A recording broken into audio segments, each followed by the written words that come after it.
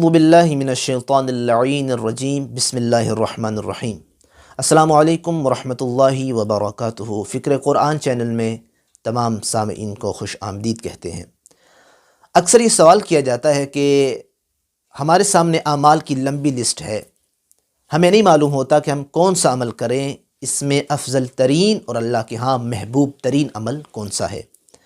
کبھی کبھار یوں بھی ہوتا ہے کہ اعمال ہوتے ہیں، وقت تھوڑا ہوتا ہے، تو ظاہر ہے تھوڑے سے وقت میں انسان یہ چاہتا ہے کہ وہ ایسا عمل کرے کہ جو قیمتی ترین عمل ہو۔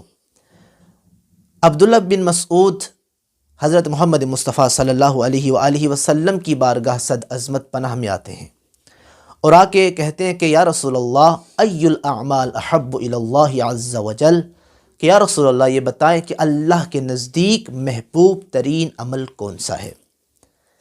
ما ینطق عن الہوا کا مصداق نبی گویا ہوا اور ارشاد فرمایا کہ اللہ کے نزدیک محبوب ترین عمل الصلاۃ لوقتہا، نماز کو اس کے وقت میں بجا لانا، یہ اللہ کے ہاں محبوب ترین عمل ہے۔ کہ تم زیادہ پریشان نہ ہونا، تمہارے سامنے ہے دن میں 5 وقت نمازیں پڑھتے ہو، تو اگر یہ چاہتے ہو کہ میں اللہ کا محبوب ترین عمل کروں تو پھر ہر نماز کو اس کے وقت میں پڑھو۔ یہ نماز کا اس کے وقت میں پڑھنا اللہ کو سب سے محبوب ترین عمل ہے۔ ثم قال، پھر عبداللہ بن مسعود نے کہا ثم ای شیء، مولا پھر اس کے بعد دوسرا عمل کون سا ہے، اس کے بعد والا کہ جو اللہ کو محبوب ترین ہو۔ فرمایا بر الوالدین، اپنے والدین کے ساتھ نیکی کرنا نماز کے بعد اللہ کا محبوب ترین عمل ہے۔ تم یہ چاہتے ہو کہ اللہ کا محبوب ترین عمل کرو، یعنی عمل کر کے تم بھی محبوب پروردگار بن جاؤ، تو پھر آؤ اپنے والدین کی خدمت کرو، والدین کا احترام کرو، نیکی کرو والدین کے ساتھ، تو یہ اللہ کا محبوب ترین عمل ہے۔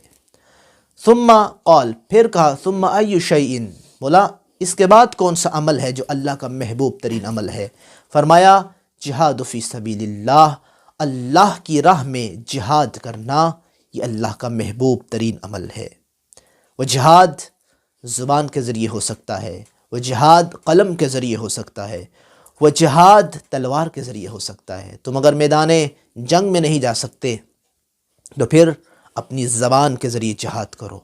اگر کوئی برائی کر رہا ہے اس کو روکو، اگر کوئی نماز نہیں پڑھ رہا نماز کی دعوت دو، اگر کوئی مجلس میں نہیں جاتا مجلس کی طرف بلاؤ، اگر کوئی فرمان سنا سکتے ہو اور سے کوئی ہدایت پا سکتا ہے، اپنی زبان کے ذریعے کسی معصوم کا کلام جاری کرو، تو یہ جہاد فی سبیل اللہ ہوگا۔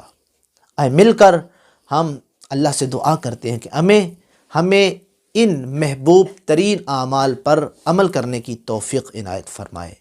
نماز اول وقت میں پڑھیں اور والدین کے ساتھ نیکی کریں اور جہاد فی سبیل اللہ کریں۔ والسلام ورحمۃ اللہ وبرکاتہ۔